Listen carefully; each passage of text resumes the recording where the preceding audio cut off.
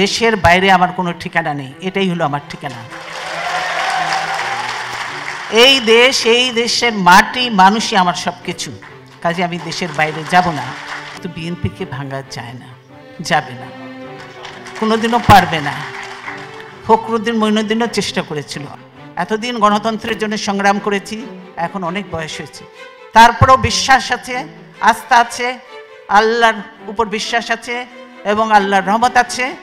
গণতন্ত্রের শেষ লড়াই পর্যন্ত আমি চালিয়ে যাব এবং দেশে গণতন্ত্র প্রতিষ্ঠা করে, গণতন্ত্র পুনঃপ্রতিষ্ঠা করে ইনশাল্লাহ তারপরে দেখা যাবে আল্লাহ যা কপালে লেখছি তাই হবে। আওয়ামী লীগের 7 বছরের শাসন আমলে বিএনপি 3000 নেতাকর্মীকে হত্যা,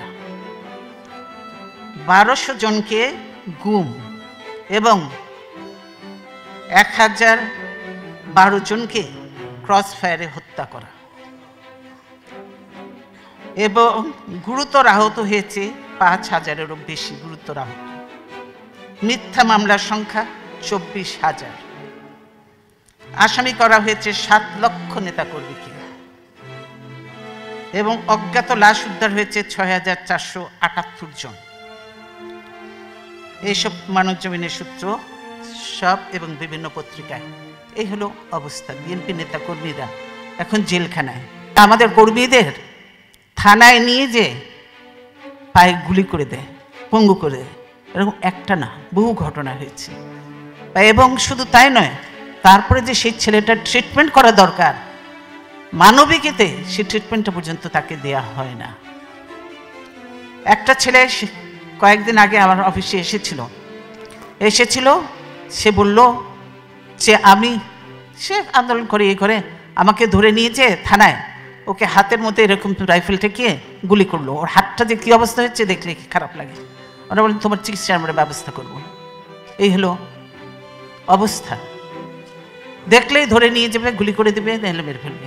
কাজেই দেশে কোনো নিরাপত্তা নেই। বিশেষ করে বিএনপি একটা বিএনপিকে শেষ করে দেওয়ার প্ল্যান দিয়ে আজীবন ক্ষমতায় থাকার জন্য। কেন গণভবন লিখে নিছি, গণভবন নিজের নামে, গণভবনটা ভোগ করতে হবে না বুঝি, গণভবন ভোগ করবে, তারপরে আবার সুযোগ সুবিধা নিয়েছে, আজীবন সিকিউরিটি নেবে, কি সব অনেক কিছু করেছে, তারপরে সুইস ব্যাংকে টাকা, অমুক ব্যাংকে টাকা, এগুলি তো ভোগ করতে হবে। হায়াত মত তো আল্লাহর হাতে। এগুলোই করার জন্য আজকে কীরকম যে অত্যাচার চলছে, বিশেষ করে বিএনপির উপরে আপনারা জানেন না, বলতে হবে। অফিসে আসতে ছেলেপেলেকে অফিস থেকে তুলে নিয়ে চলে যাবে, অফিসে আসতে দেন, কেউ কাজ করতে পারে না। আপনারা বললেন যে নেতাকর্মীদের সঙ্গে আমার দেখা করা, আমি এই যে থেকে বেরোনোর পরে প্রত্যেক দিন অফিসে গেছি, আমি বলছি কোনো রকম কাউকে বাধা দেবে না, যে আসে যেখান থেকে আসে গ্রাম দেশ থেকে প্রত্যেকে নিয়ে আসবে আমার সঙ্গে দেখা করার জন্য। তৃণমূলের নেতা থেকে আরম্ভ করে প্রত্যেকেই আসে দেখা করার জন্য, কার কি সমস্যা সেগুলো শোনা হয়, নোট করা হয়, তারপরে করা হয়। এবং অনেকে জেল থেকে, গ্রাম দেশে জেল থেকে বেরিয়ে আসছে, প্রত্যেকের সঙ্গে আমি দেখা করি, কথা বলি এবং তারা খুশি। এবং সেইভাবেই নির্দেশও দেওয়া হয়েছে যে এখন আমাদেরকে কমিটিগুলিকে পুনর্গঠন করতে হবে। আপনারা যতই বলেন যে আন্দোলন ঢাকায় সেইভাবে করা সম্ভব হয়নি, কিন্তু গ্রাম দেশে যে কি আন্দোলন হয়েছে, স্বাধীনতার সময়, মুক্তিযুদ্ধের সময় এরকম আন্দোলন হয়নি। প্রত্যেকটা জেলাতে কিন্তু সব জায়গায় হয়েছে। কারণ ঢাকা শহরে দেখা মাত্রই গুলি করে দেয়, মানুষকে একসঙ্গে হতেই দেবে না কয়েকজনকে, এই একটা অবস্থা ছিল। তারপরেও চেষ্টা করেছে, অনেকে মারা গেছে।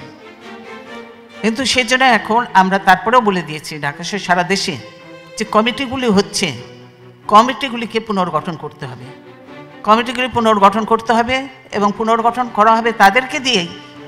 ইয়াং হতে হবে, বয়স্ক যারা আছে সেটা তাদেরকে একটা আমরা করেছি উপদেষ্টা হিসেবে, তাদেরও কিছু কাজকাম রেখেছি আমরা উপদেষ্টা হিসেবে। ইয়াং ছেলেপেলেদের ভালো, বিশেষ করে আন্দোলন সংগ্রাম যারা করেছে, যারা রাজপথে ছিল, তাদেরকে দিয়ে কমিটি। এটা কিন্তু বলা হয়েছে এবং লিখিত চিঠি দেওয়া হয়েছে যাতে সেইভাবে কমিটিগুলি হয়। এবং এর জন্য সুপারভাইজ করার জন্য আমরা কিন্তু কমিটি করে দিয়েছি। হবে এর মধ্যেও কিছু ভুলভ্রান্তি হতে পারে, কিছু আবার হতে পারে, গ্রুপিং টুপিং হতে পারে। কেন আমি বলছি এই যে ভাইয়ের পকেট কমিটি আর চলবে না, এগুলো বাদ দিয়ে এখনই করতে হবে।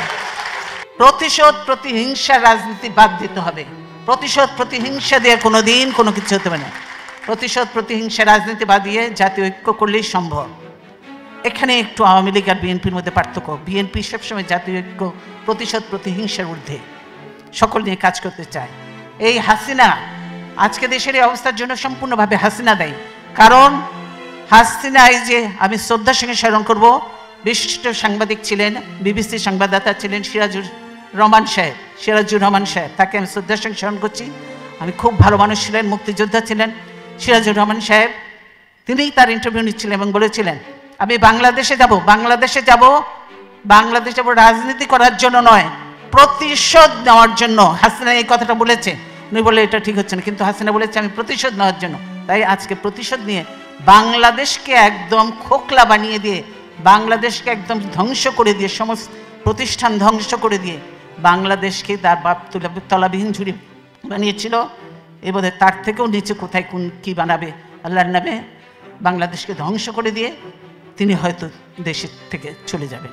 এই একটা অবস্থায় তিনি দেশ গড়তে আসেনি কিংবা মানুষের কল্যাণ করতে আসেনি, তিনি এসেছেন বাংলাদেশকে ধ্বংস করতে। কিন্তু না, আমরা ধ্বংস নয়, আমরা গড়ার রাজনীতি বিশ্বাস করি, জাতীয় ঐক্যে। সেই জন্য আমরা সুশাসন প্রতিষ্ঠা করব, মেধার বিকাশ ঘটাবো। আমরা কি বলে যেন প্রশাসন দলীয়করণ নয়, প্রশাসনকে আমরা একদম নির্দলীয় রাখবো। সেখানে বিএনপি হোক, আওয়ামী লীগ যে হোক, তার মেধা যোগ্যতার ভিত্তিতে তিনি প্রমোশন পাবেন, চাকরিতে থাকবেন, সব কিছু করবেন, সেটা করব। আমরা পুলিশ বাহিনীকে এবং সেনাবাহিনীকে সেটা করা হবে একদম নিরপেক্ষ নির্দলীয়। সেখানে যারাই অপরাধী হোক, সে বিএনপি হোক, আওয়ামী লীগ হোক, অন্যায় করেছে, অপরাধ করেছে, তার শাস্তি পেতে হবে, তাকে ধরা হবে, কোনো দলীয়করণ করা হবে না। আমরা সেটা করব, সুশাসন প্রতিষ্ঠা করব। এবং আমরা এই যে জুডিশিয়ারি বলেন, যে কি বলে বিচার বিভাগের পূর্ণ স্বাধীনতা নিশ্চিত করব। বিচার বিভাগে সেখানেও দলীয়করণ করা হবে না। বিচারক যারা আছে সে যে দলেরই থাকুক না, ভালো হলে তাকে অবশ্যই তার যোগ্যতা অনুযায়ী তাকে প্রমোশন হবে, ভালো বেঞ্চ পাবে। আমরা সুশাসন বিচার বিভাগে সম্পূর্ণ নিরপেক্ষ এবং স্বাধীনতা দেব। আমরা কি বলে নির্বাচন কমিশনকে স্বাধীন করব, যাতে বাংলাদেশে অবাধ সুষ্ঠু নিরপেক্ষ নির্বাচন হতে পারে। নির্বাচন কমিশন স্বাধীন হবে। আমরা অ্যান্টি কারাপশন কমিশনকে আমরা করে এসেছিলাম, কিন্তু সেটা ভেঙে টেকে এখন শেষ করে দিয়েছে। অ্যান্টি কারাপশনকে আমরা একদম নিরপেক্ষ নির্দলীয় করব। কারণ যেই দুর্নীতি করুক না কেন, সে দলেরই হোক না কেন, দুর্নীতি করলে অবশ্যই তাকে শাস্তি পেতে হবে, কাউকেই ছাড় দেওয়া হবে না। দুর্নীতিমুক্ত বাংলাদেশ গড়ব ইনশাল্লাহ। আজীবন আমি ক্ষমতায় থাকতে চাই না, পারবও না। তাই হাসিনারও এই আজীবন ক্ষমতায় থাকার জন্য আজকের সংবিধান, আপনারা যারা এখানে আছে লয়ার আছেন, তারা দেখেছেন আজকের যে সংবিধান বর্তমানে, এটা কোনো সংবিধান? এইটা মনে হচ্ছে যে তাদের বাপের একটা দলীয় একটা গ্রন্থ হয়েছে, এই হলো অবস্থা। না, সংবিধানের মধ্যে অনেক পরিবর্তন আনতে হবে, যাতে সকলের জন্য ন্যায় বিচার হয়। সেরকম সংবিধান একটা, সকলকে নিয়ে যারা সংবিধান প্রণেতা আছে, ভালো ভালো যারা আছে, সকলকে নিয়ে আমরা সেইভাবে সংবিধান রচনা করব। কাজে সেই জন্য এই বিডিআরের ঘটনা হাসিনা আসার 1 মাস পরেই কেন ঘটলো? হাসিনা সব কিছু জানতো। 4 জনে সেদিন ডিনারে কেন যায়নি? এটা চলে এসছে। এর আগে আমি ছিলাম, আমি গিয়েছি, হাসিনা ছিল, হাসিনাও গিয়েছে। এইবার কেন হাসিনা গেল না? তার পরের দিন কেন ঘটনা ঘটলো? হাসিনা এবং মঈনুদ্দিন এটা জানতো এবং তারা এর জন্য দায়ী, এটা মানা যায় না। কাজেই হাসিনাকে একদিন জবাব দিতেই হবে এটার জন্য।